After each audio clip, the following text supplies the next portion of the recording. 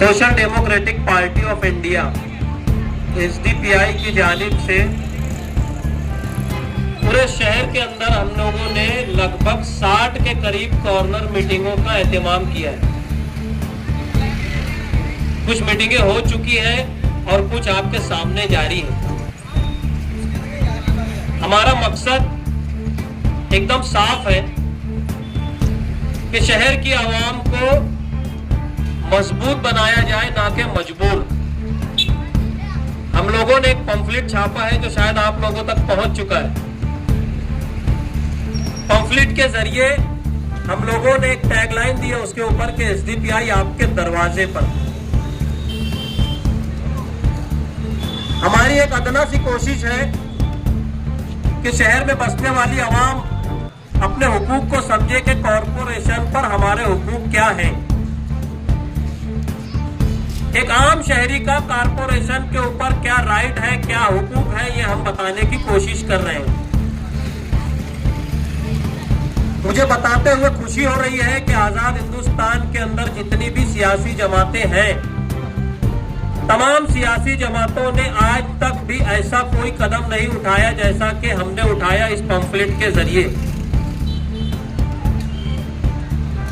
ये तो हो गई लोकल बात, मुकामी बातें उससे पहले मुकर्रिर ने कह रखी है आपके सामने। मैं मुल्की सतह पर कुछ बात आप लोगों के दरमियान में रखने की कोशिश कर रहा हूं।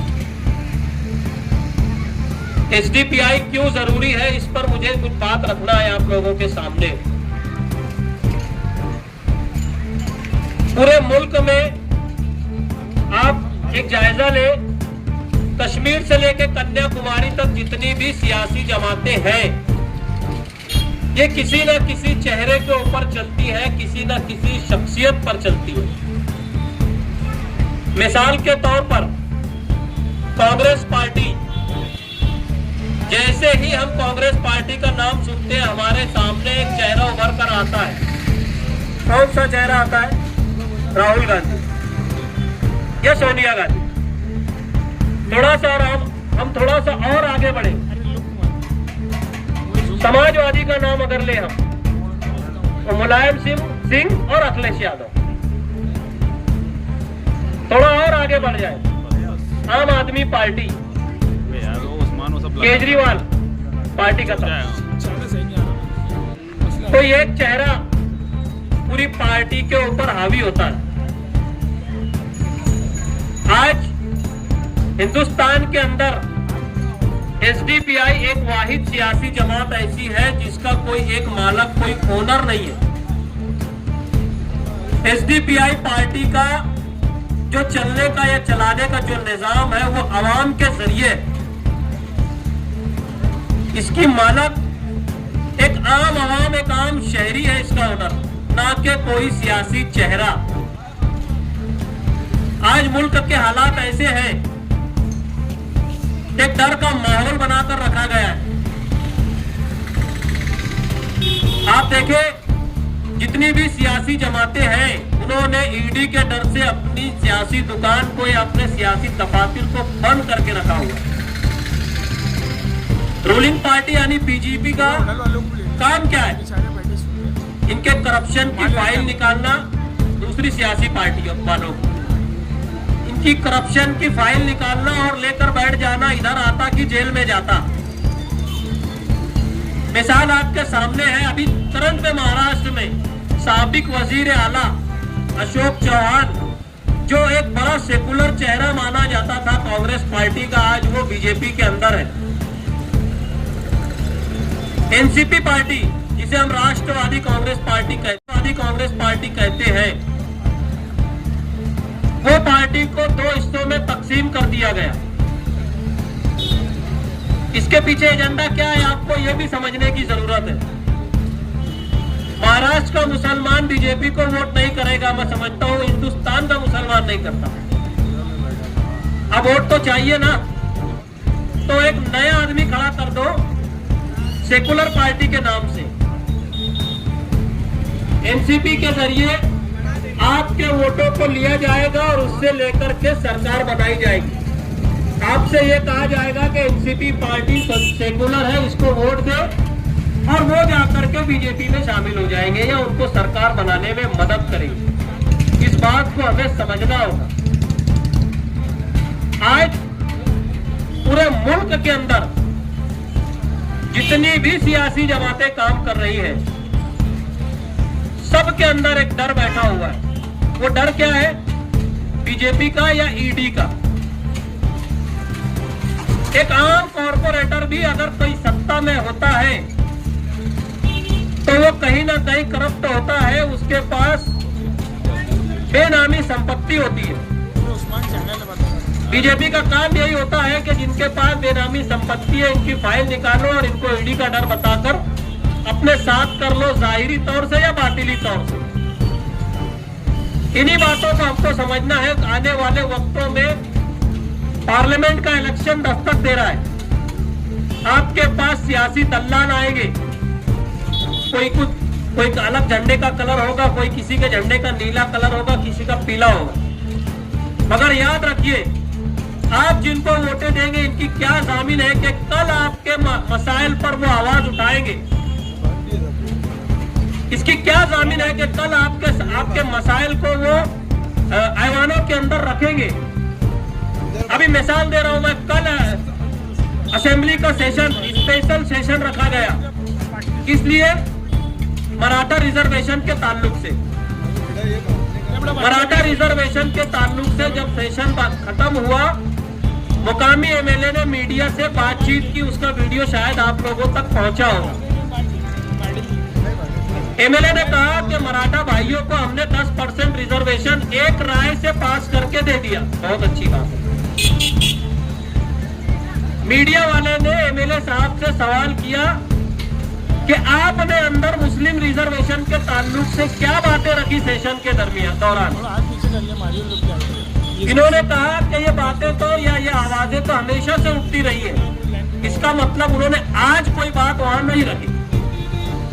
ये बात एकदम क्लियर, साफ। आप गुज़िश्ता 4.5 साल अगर इनका रिकॉर्ड उठाकर देखेंगे असेंबली सेशन के अंदर का, इन्होंने एक भी बार मुस्लिम रिजर्वेशन के ताल्लुक से एक लफ्ज नहीं कहा। अभी बुनकरों के ताल्लुक से पूरे शहर भर में कैंपेन चलाया गया। क्या कैंपेन था? कि जायजा कमेटी बनी है सरकार, महाराष्ट्र सरकार की जानिब से। वो जायजा कमेटी बुनकरों के मामलात का पूरा जायजा लेगी और महाराष्ट्र सरकार को वो रिपोर्ट हैंडओवर करेगी। गुज़िश्ता मीटिंगों में हमने ये बात कही कि जो जायजा कमेटी की रिपोर्ट है उसको मंजर आम पर लाया जाए।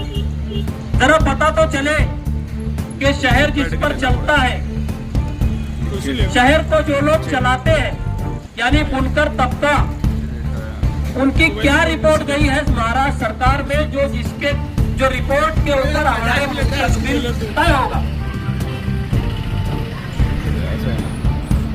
आपको बताता चलूं कि पूरे शहर भर में जगह जगह पोस्टर लगाए गए, बैनर लगाए गए।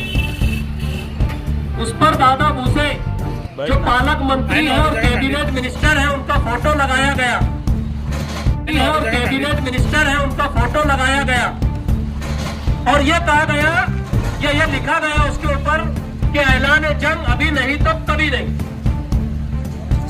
बहुत अच्छी बात है, ऐलान जंग होना चाहिए। लंबा हो जा रहा है।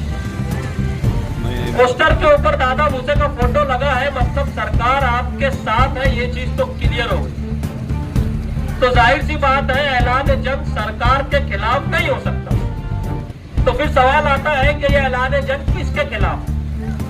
जाहिर सी बात है पावर का बहुत बड़ा मसला है, तो कलकत्ता प्राइवेट कंपनी जो बिजली की कंपनी है इसके खिलाफ ही होगा। अब बताइए आप कि क्या प्राइवेट कंपनी सरकार से बड़ी हो गई? क्या ऐसी कौन सी नौबत आ गई जो कंपनी के खिलाफ में इनको ऐलान जंग करना पड़े? गुज़िश्ता कुछ वक्त पहले इन्होंने सियासी स्टेज शेयर किया था सीएम के साथ में, जो शिंदे साहब हमारे सीएम हैं। जब चौतरफा मुखालफत हुई तो इन्होंने कहा कि सीएम साहब मुझसे मोहब्बत करते हैं। बहुत अच्छी बात है। अगर रियासत का सीएम इनसे मोहब्बत कर रहा है तो ये हमारे लिए भी कहीं ना कहीं अच्छी बात है।